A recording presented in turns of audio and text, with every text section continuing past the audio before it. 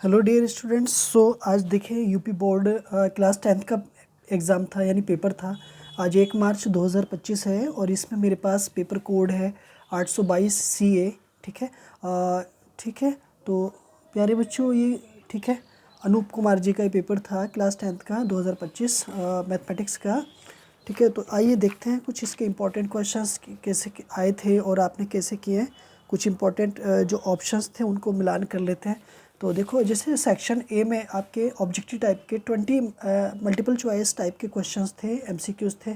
ठीक है। तो उनमें जो पहला क्वेश्चन था आपका दिया है कि HCF 99 153 ठीक है बराबर 9 है, यानी कि HCF अगर 9 है तो LCM कितना होगा। 99 और 153 का LCM कितना होगा। तो मेरे को ये सेलेक्ट करना है, फाइंड करना है। तो देखो, इसको सॉल्यूशन करने के बाद में मैंने जो इसका जो सटीक ऑप्शन बन रहा है वो पहले का ऑप्शन ए बन रहा है। ठीक है। तो ठीक है, पहले का ऑप्शन ए। एक थैले में 3 लाल और 2 नीली गेंदें हैं, तो थैले से यादृच्छा एक गेंद निकाली गई तो उस गेंद के नीली होने की प्रायिकता होगी। तो ठीक है, 2/5। ठीक है। Generally is the option number B is the right option of this question. Question number 3 है, सारणी का मध्यक वर्ग होगा। तो देखो, इसका जो मध्यक वर्ग होगा वो थर्ड क्वेश्चन का ऑप्शन नंबर सी होगा। ठीक है। क्वेश्चन नंबर आपका 4, निम्नांकित बारंबारता बंटन से बहुलक वर्ग होगा। तो 4 का जो ऑप्शन होगा वो आपका सी ऑप्शन हो जाएगा।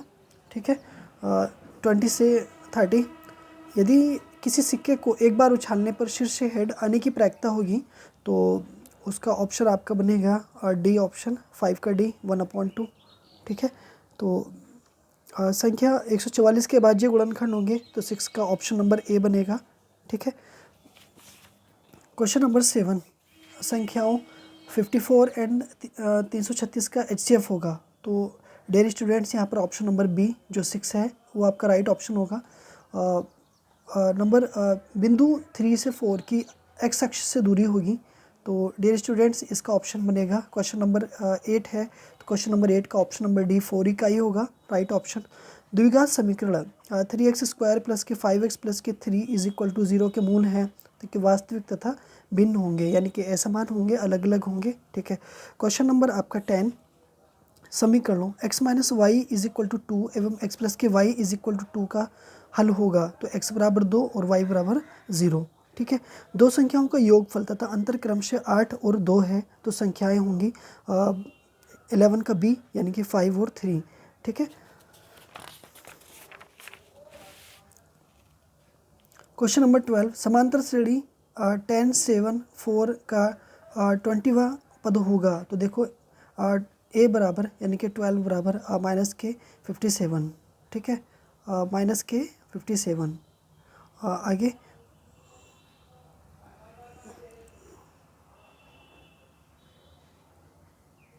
ठीक है। नेक्स्ट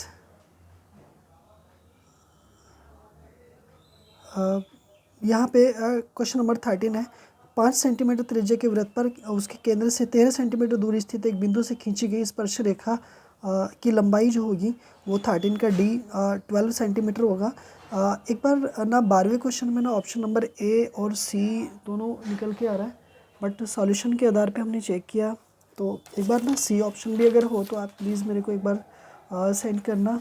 सी ऑप्शन नहीं तो आप मेरे को ना कमेंट में ज़रूर बता देना। ठीक है। कहीं ऐसा तो नहीं कि माइनस के 47 हो, वैसे सॉल्यूशन के बाद में 57 ही आ रहा था। ठीक है, माइनस के, बट इसका 47 ठीक है ना, 47 भी हो सकता है। इसका 12 का C option 47 is the right हो सकता है। ठीक है, एक बार मेरे को बता देना कमेंट में। ठीक है, आप घबराइएगा नहीं। ठीक है। 7 सेंटीमीटर भुजा वाले मैंने 13 का बता दिया ना, 12 सेंटीमीटर। ठीक है। 14 का 7 सेंटीमीटर भुजा वाले दो घनों के सिरों को मिलाकर के रखा गया तो प्राप्त ठोस का जो संपूर्ण होगा ना 14 का ए हो जाएगा, 490 सेंटीमीटर स्क्वायर हो जाएगा। ठीक है। 15 सेंटीमीटर त्रिज्या, क्वेश्चन नंबर 15 है, त्रिज्या 21 सेंटीमीटर वाले वृत्त के चाप केंद्र पर 30 डिग्री का कोण बनाता है तो चाप की लंबाई एक तरह से ना 11 सेंटीमीटर हो जाएगी और 15 का सी हो जाएगा। क्वेश्चन नंबर 16 है तो क्वेश्चन नंबर 16 का है, if tan theta is equal to 1/b तो then the value of b sine theta minus a cos theta upon b sine theta plus a cos theta will be होगा। तो यहाँ पे ना ऑप्शन नंबर ना B आपका हो जाएगा 16 का, ठीक है, 0 बनेगा, ठीक है, 0 आंसर। यदि 3 कॉट ए बराबर 4 है तो सेक ए की वैल्यू होगी, तो 17 का जो ऑप्शन नंबर होगा वो डी होगा, 5/4 हो जाएगा, ठीक है। यदि sign 2a is equal to √3/2 है तो a की वैल्यू क्या होगा? तो डियर स्टूडेंट्स a की वैल्यू जो होगी ना वो ऑप्शन नंबर सी यानी 30 हो जाएगी। क्वेश्चन नंबर आपका जो 19 है, यदि 2 cos 3 theta is equal to 1 है तो थीटा का वैल्यू क्या होगा? तो 19 का बी यानी कि 20 डिग्री हो जाएगा, ठीक है। क्वेश्चन नंबर 20 है, लास्ट क्वेश्चन है आपका जो 20 इंपॉर्टेंट क्वेश्चन। दिए गए चित्र में त्रिभुज ABC के आधार BC के समांतर रेखाखंड PQ खींचा गया है। यदि PQ अनुपात BC बराबर 1:3 हो तो AP और BP का अनुपात क्या होगा? तो यहाँ पर 20 का A 1:2 होगा, तो यहाँ पर ये राइट ऑप्शन बनेगा, ठीक है। तो 1:2 आपका आ जाएगा। मुझे उम्मीद है ये मेरे 20 क्वेश्चंस आपको समझ में आ गए होंगे। अगर किसी भी क्वेश्चन में अगर कोई डाउट है तो आप प्लीज़ घबराइए नहीं, ठीक है। आज आप कमेंट में मेरे को सेंड कीजिएगा, क्योंकि एवरी क्वेश्चंस को बहुत अच्छे से चेक किया गया है और चेक करके ये आपको बताया गया है। लेकिन एक जो क्वेश्चन है उस पर मेरे को ज़रूर आप कमेंट में बता देना, ठीक है। आगे बात करता हूँ डिस्क्रिप्टिव क्वेश्चंस के बारे में। तो सिद्ध कीजिए कि 4 + √2 अपरिमित संख्या है, बट ये इनको सॉल्यूशन तो बाद की वीडियो में, कंप्लीट वीडियो में दिया जाएगा, ठीक है, हमारे टीचर्स देंगे आपको। लेकिन यहाँ पे सिर्फ ये बताना है कि कौन से चैप्टर से कौन सा क्वेश्चन आया था, उस पर थोड़ा सा एनालिसिस डिस्कशन कर लेते हैं आपसे। तो ये वाला पहले चैप्टर का है, अपरिमित संख्या बताना था, ठीक है।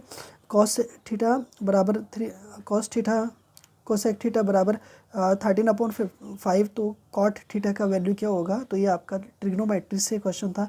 14 सेंटीमीटर त्रिज्या वाले एक वृत्तखंड के त्रिज्या खंड का क्षेत्रफल ज्ञात कीजिएगा जिसका कोण 30 डिग्री है। तो ये आपका एक तरीके से वृत्तों का क्षेत्रफल से रिलेटेड है। माध्यिका को बताना था, माध्यिका, ठीक है। तो माध्यिका का, ठीक है, तो सूत्र तो पता ही है आपको माध्यिका का, ठीक है। तो माध्यिका का सूत्र में भी ना आपको पता होगा L + इंटू n/2 माइनस के CF/F is equal to H लगाना था रूल आपको, और उसके अकॉर्डिंग आपको सॉल्यूशन देना था। बिंदुओं -5 और 7 और -1 और 3 के मध्य की दूरी ज्ञात कीजिएगा, है ना। तो दूरी से रिलेटेड क्वेश्चन था, ठीक है। मतलब रूट लगा करके x - के x2 लगा करके स्क्वायर करके और माइनस, ठीक है, y1 y2 इसको होल स्क्वायर करके आपको सॉल्यूशन देना था। बिंदु 2y और tan 3 के बीच की दूरी 10 मात्रक है, तो y की वैल्यू क्या होगी, ठीक है।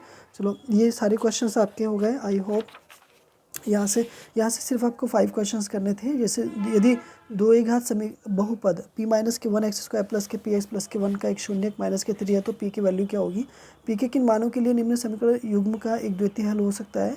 तो ये आपका जो 3rd चैप्टर है वहाँ से क्वेश्चन था, ठीक है। दोनों ही क्वेश्चंस फर्स्ट एंड सेकंड। सिद्ध कीजिए कि वृत्त के बाह्य बिंदु को वृत्त के केंद्र पर मिलाने वाला एक वृत्त से रिलेटेड है ये, ठीक है। तो इसमें आपका, ठीक है, वृत्त के 2 स्पर्श रेखाओं के साथ बराबर कोण बनाती है। सिद्ध कीजिए कि त्रिभुज की एक भुजा के मध्य बिंदु से होकर दूसरी भुजा के समांतर खींची गई है रेखा तीसरी भुजा को समद्विभाजित करती है। निम्नलिखित सारणी से माध्य ज्ञात कीजिएगा, ठीक है। थैले में प्रायिकता से रिलेटेड था, इजी क्वेश्चन था आपका ये वाला, ठीक है।